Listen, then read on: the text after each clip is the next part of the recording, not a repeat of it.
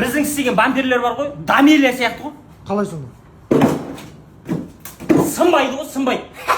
Сынбайды да. Онша болмай қалды мынау, Көке, Ә? гаражға кіріп кеттім. Шықса енді не жүрсің ол жерде? Жоқ, бампердің дымы қалмады, короче. Қой. Болды, алып кел машинаны, жөндейміз ғой, полный. Шымкентте номер один өзіңіз деп жүрмін мынау. Істеп берсеңізші алтын қолдарыңызбен. Ой, сен не толық гаражға ғана кіресің сен?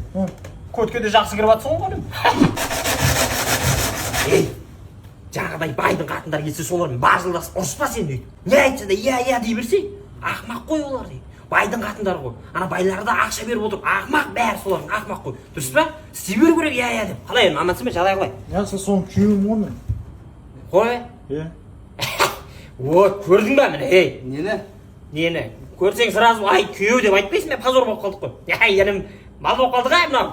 Ой, ұят болып қалды. Інім уайымдамасай, любой машинаға бампер істей береміз. КамАЗың болсын, автобус болсын, любой. Мына бампер заводский болып тұр, көрдің бе? Өзіміз істегенбіз бұны.